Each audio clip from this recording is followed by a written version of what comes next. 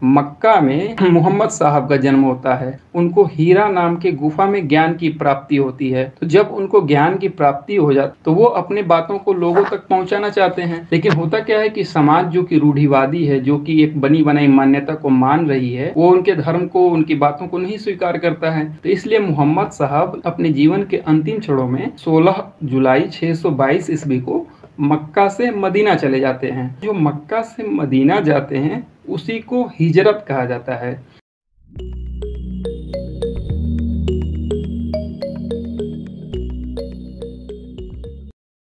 Hello everyone, मैं राजीव जायसवाल ग्रामीण students channel पे आपका फिर से एक बार स्वागत करता हूं। और आज के लेक्चर में हम इस्लाम धर्म का अध्ययन करेंगे। इस्लाम धर्म के जो फाउंडर थे मोहम्मद साहब, उनसे संबंधित जितने भी महत्वपूर्ण बातें हैं उसको हम इस लेक्चर में कवर करेंगे। मनुष्य जब से सभ्य हुआ उसने धर्म का पालन करना शुरू कर दिया। धर्म क्या होता है कि जिसको धारण किया जा सकता है, ऐसे रूल्स जिसको समाज चलाने के लिए व्यवहारिक तौर से धारण किया जा सके, उसी को धर्म कहा जाता है। आगे चल के उस धर्म में धीरे धीरे क्या हुआ कि लोगों ने अपने फायदा के लिए, अपनी सुविधा के लिए उसको मॉडिफाई करना शुरू कर दिया। तो अगर धर्म की हम शुरुआत करें तो सबसे पहले, अगर सबसे पुरानी धर्म की बात करें भारत में, तो हिंदुइज्म है। हालांकि हिंदुइज्म जो है वो एक वे ऑफ लाइफ है, यानी हम जीवन को कैसे जीते हैं वही हिंदुइज्म है। क्योंकि हिंदू वर्ड की उत्पत्ति भी अगर हम देखते हैं तो वो सिंधु नदी से आता है। जो यूनानी और अरब भारत में आए, उन्होंने इंडिया और हिंदू नाम उन्होंने ही दिया है। तो यूनानियों ने जो भारत को इंडे कहा और बाद में वही इंडिया हो गया।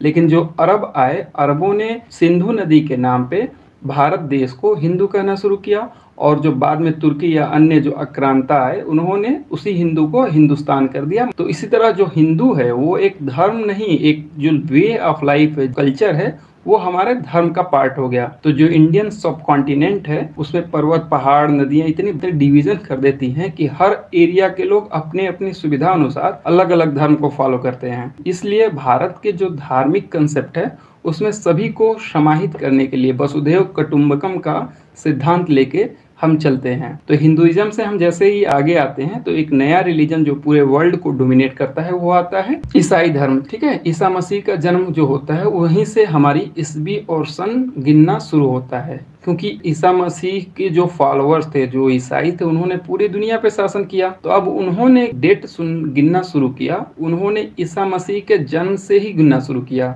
तो उससे पहले की जो घटना हुई उसको बीसी में गिनते हैं और उसके बाद की घटना को एडी में गिनते हैं, क्राइस्ट से पहले और क्राइस्ट के बाद। तो इसी ईसा मसीह के जन्म के 570 साल बाद मोहम्मद साहब का जन्म हुआ, जो कि इस्लाम के फाउंडर हुए, इस्लाम के संस्थापक हुए। मक्का में मोहम्मद साहब का जन्म होता है। उनको हीरा नाम के गुफा में ज्ञान की प्राप्ति होती है। तो जब उनको ज्ञान की प्राप्ति हो जाती तो वो अपने बातों को लोगों तक पहुंचाना चाहते हैं। लेकिन होता क्या है कि समाज जो कि रूढ़िवादी है, जो कि एक बनी बनाई मान्यता को मान रही है, वो उनके धर्म को, उनकी बातों को नहीं स्वीकार करता है। तो इसलिए मोहम्मद साहब अपने जीवन के अंतिम क्षणों में 16 जुलाई 622 ईस्वी को मक्का से मदीना चले जाते हैं। जो मक्का से मदीना जाते हैं उसी को हिजरत कहा जाता है और वहीं से एक नया संवत शुरू होता है। मोहम्मद साहब का जन्म 570 ईस्वी।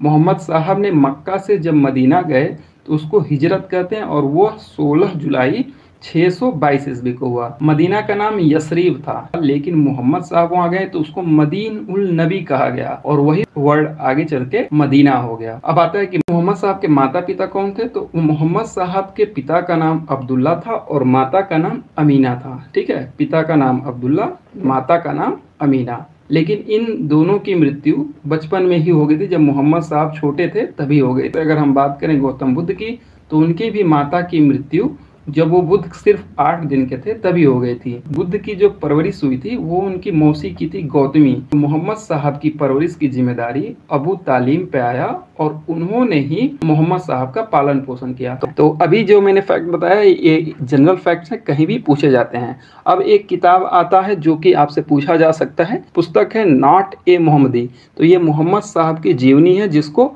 बर्नी ने लिखा है। तो आपसे ये पूछा जा सकता है कि नॉट ए मोहम्मदी किसकी जीवनी है। तो मोहम्मद साहब की।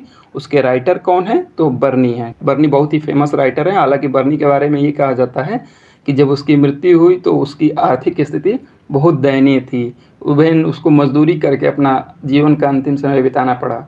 उसी प्रकार गालिब के भी बारे में हम लोग जानते हैं। तो गालिब ने जीवन के अंतिम क्षणों में रामपुर के नवाब को एक पत्र लिखे थे कि आप 550 रुपये भेज देते तो उसमें से कफन ले लेता और भी कुछ बहुत किसी का उधार दे लेता। तो जो विद्वान लोग होते हैं वो पैसों का संग्रह नहीं करते हैं और इसलिए वो अंतिम समय में परेशान रहते हैं। ईसाई धर्म के फाउंडर की भी बात करें तो ईसा मसीह सूली पे चढ़ा दिए लोगों ने, क्योंकि उनके विचार उस समय के विचार से आगे थी। तो जब भी आप समाज से आगे चलेंगे तो लोग आपका विरोध करते हैं। मोहम्मद साहब को जो है जिब्राइल ने अल्लाह का पैगाम दिया था और जिब्राइल ने कहा था कि अल्लाह के सिवा कोई दूसरा नहीं है, यानी इस दुनिया में, इस सृष्टि में जो कुछ भी है वो अल्लाह है। इस्लाम धर्म की बात करें तो उसमें जातिवाद तो नहीं थी, मूर्ति पूजा तो नहीं था, अवतारवाद था वो तो नहीं था, लेकिन कर्म कांड को प्रधानता देता है। कर्म कांड क्या होता है कि मोक्ष प्राप्ति के लिए, जीवन को सफल बनाने के लिए अगर कोई भी क्रिया करने को कहा जाए, कोई भी काम करने को कहा जाए तो उसी को कर्म कांड कहते हैं। जैसे अगर हिंदू धर्म है तो उसमें पूजा पाठ को वरीयता दी जाती है, मुस्लिम धर्म है तो उसमें रोजा नमाज को वरीयता दी जाती है। तो इसके पीछे भी अपने अपने लॉजिक रहे होंगे, उसकी हम कभी फिर चर्चा करेंगे।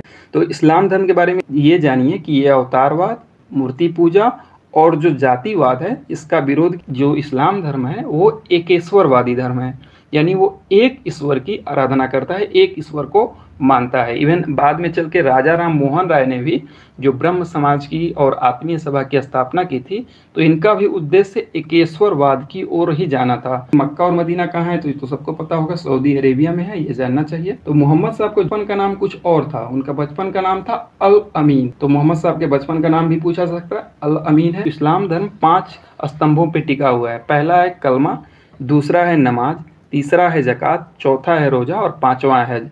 तो एक सच्चे मुसलमान से यही आशा की जाती है कि वो रोज़ा, नमाज और हज पे जाएगा। हज का मतलब क्या है, तो आप मक्का और मदीना जाइए और वहाँ पे घूमिए, वहाँ के मोहम्मद साहब संबंधित जो जगह है उसको देखिए।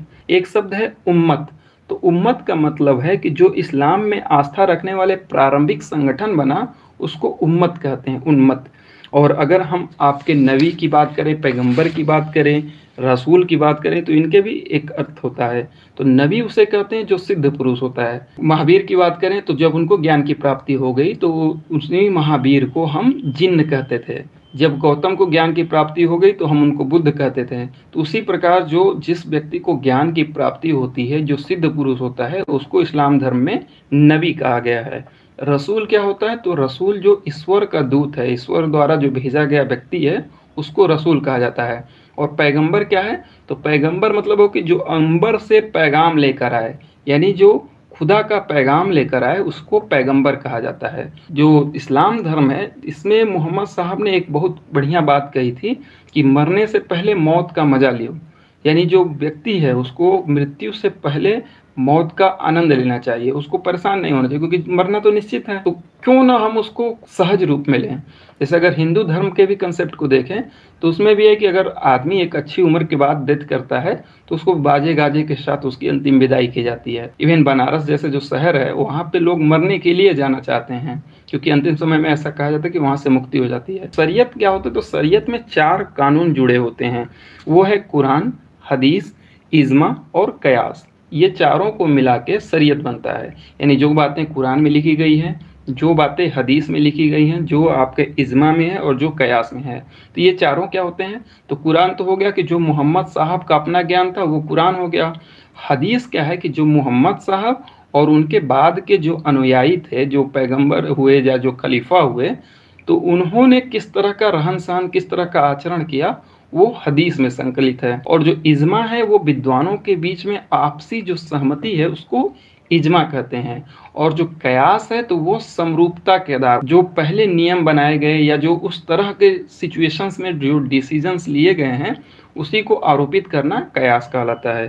तो ये चारों पे शरीयत कानून जो है वो आधारित है, कुरान, हदीस, इज्मा और कयास पे। और शरीयत क्या है, तो जो मुस्लिम या इस्लामिक राष्ट्र है उनके न्याय का स्रोत है। जैसे जब मुसलमान भारत में आए तो उनको सबसे बड़ी दिक्कत है कि जो गैर मुस्लिम है उनके साथ क्या किया जाए, तो उसके लिए कई विचारधाराएं निकल के आई। तो उसमें से 3-4 मुख्य विचारधारा है। एक है मालकपंथी, दूसरा है सफ़ीपंथी, तीसरा है हनबल पंथी और चौथा है हनीफ। तो ये 4 विचारधाराएं मुख्य रूप से चलती रहीं।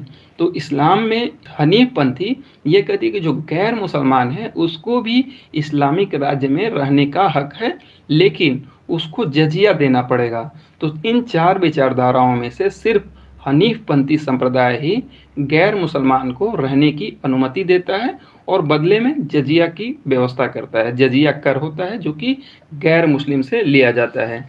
लेकिन ऐसा नहीं है कि जो जजिया है या जो गैर मुस्लिम से कर लिया जा रहा है सिर्फ इस्लामिक राज्यों में लिया जाता था। उसी तरह का सेम कर जो है जिसको तुरुस्क दंड कर कहा जाता था, वो गढ़वालों के द्वारा जो राज्य में रहने वाले मुसलमान थे, जो हिंदू नहीं थे, उनसे ये तुरुस्क दंड नाम का कर लेते थे। तो आपकी परीक्षा में ये पूछ सकता है कि तुरुस्क दंड नाम का धार्मिक कर किसने लगाया? तो गढ़ वालों ने ये तुरुस्क दंड नाम का धार्मिक कर लगाया था। एग्जाम के अपने डिमांड्स होते हैं और उस डिमांड को पूरा करेंगे तो आपका सिलेक्शन होगा। और जो लोग सेलेक्ट होते हैं मेरे समझ से वो विद्वान नहीं होते हैं, वो एग्ज़ाम को रिक्वायरमेंट को पूरा करते हैं। तो इस प्रकार से हमने मोहम्मद साहब और इस्लाम से संबंधित जो महत्वपूर्ण बातें थी उसकी हमने चर्चा किया। और आप कमेंट करके हमें ज़रूर बताइएगा कि हमारा जो ये इनिशिएटिव है आपको कैसा लगता है। कि मेरा ये प्रयास कंटिन्यू रहेगा और हम पर डे 8:30 बजे से 9 बजे के बीच में ऑनलाइन रहेंगे। और आप लोगों से रिक्वेस्ट रहेगा कि आप हमसे जुड़िए, अच्छा कुछ सीख पाएंगे। और अगर कोई भी डाउट्स हो तो हमें कमेंट करके पूछ सकते हैं। तो आज के लिए इतना ही। जय हिंद, जय भारत।